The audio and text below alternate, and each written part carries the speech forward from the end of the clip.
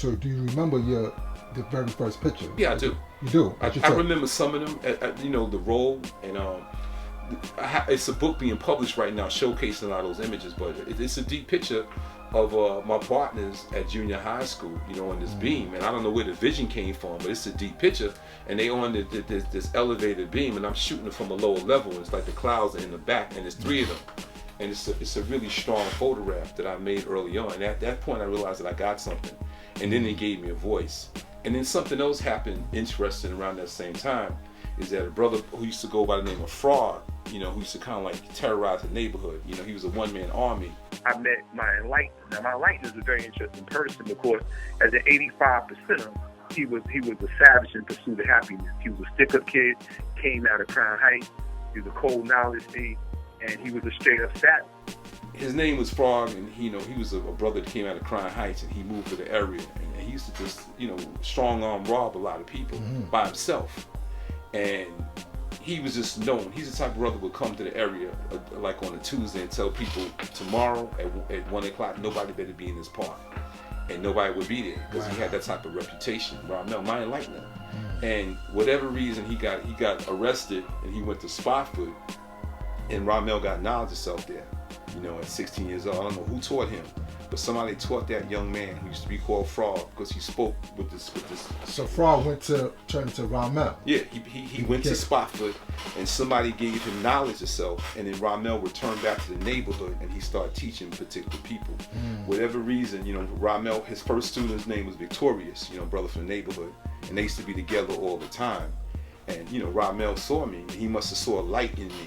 And he snatched me up from my crew that I was with, because there was opposition with Romell and people I used to roll with, major opposition. And when he came home as Romell, he would see me with them. And I'm with a lot of people. And whatever reason, his radar was on me. For whatever reason. Now I'm with my crew, and we engaging in alcohol, smoking, drinking, and acting like savages in pursuit of happiness. And Romell started to just drop seeds on me. Every time he saw me, he would acknowledge me. This is a notorious gangster right now. He's taking time to acknowledge me. He might have been a year, 2 years older than me. And then... How old you were about this time? 15. 15. I was coming into the knowledge of myself on a greater level. And I got the photography, and now I meet Romell. So he rolled up on me one day when I was with them. And I think I had already just finished putting in currency for a quart of old gold and everything in between. So we all together in the park. 15, huh? 15, yeah. Because like I said, my parents were going through trials and tribulations, and I'm going astray. And now, that's what we did between the graffiti and engaging in that type of behavior. And we were also like a band too. We had brothers. We all had instruments. I had a bass.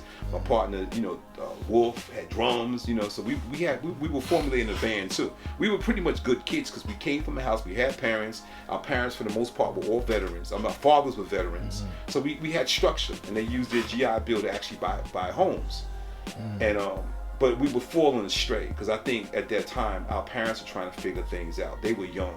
So, the streets had a gravitational pull on us at that stage, just typical teenagers. But I remember Romell rolled up in the park, and it might have been about 15 of us in the park. And he didn't dignify himself to walk towards the whole group. He just rolled up maybe about 75 feet away. And at that time, I took on the name Jamel. I had met a sister who started kind of like giving me knowledge of self first. She was an Earth. And I knew her from my crew. And whatever reason, she got knowledge of self first, Sharon. And she started wearing 3/4. So when my parents separated, I reconnected with Sharon. And now she's an Earth in 3/4, and she knew 120. And she started building with me. And she told me that my name was a slave name. And she broke down the history of me. She let me look at her lessons. And I remember what drew me in was, I went in her lessons, the 140, and it was a question. What drew me was the knowledge God, knowledge Bill, knowledge born, and with the science degree in the 140. And what is the meaning of civilization? What is the duty of a civilized person? If a civilized person not perform the duty, what must be done? What is the duty of a civilized person? And I was blown away behind that, because that allowed me to know that once one is civilized, he has a responsibility and duty. And I'm young now, and she let me see that. At that same time, I was eating swine, And it's due to Sharon that I stopped eating swine, because she told me, the pig was poison.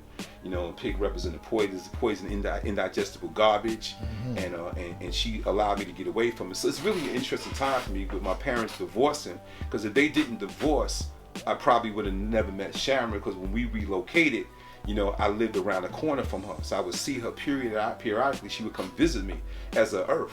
And that's why I fell in love with Earths over the many years, because this was a refined sister. She just didn't exist, but she existed with a purpose. And she willed me and started educating me and telling me that I wasn't a nigga, I was somebody.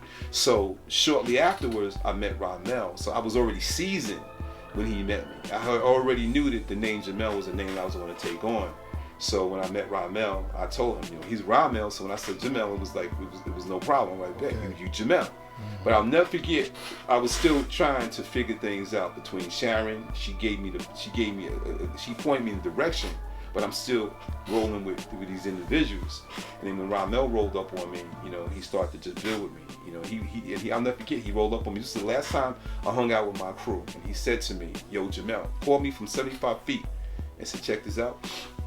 Life and death has no partnership. You're either going to be with us or you're going to be with them."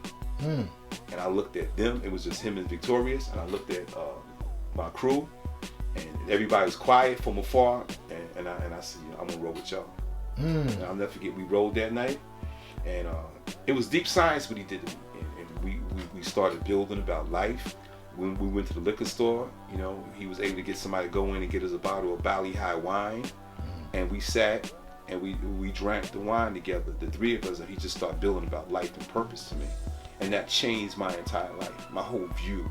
I no longer wanted to be a savage in the pursuit of happiness. You know what I mean? Because at that stage of my life, I was a fool. I was a bona fide fool, living in a state of triple darkness. I was blind, deaf, and dumb. And when I met Romell, he wheeled me in, and he pointed me in that direction of having a sense of dignity and pride. And I never looked back from that point on. So I'm very grateful to what he did to me. And I had great love for that brother. But it's the sad reality that Romell couldn't really save himself. If Mecca did this.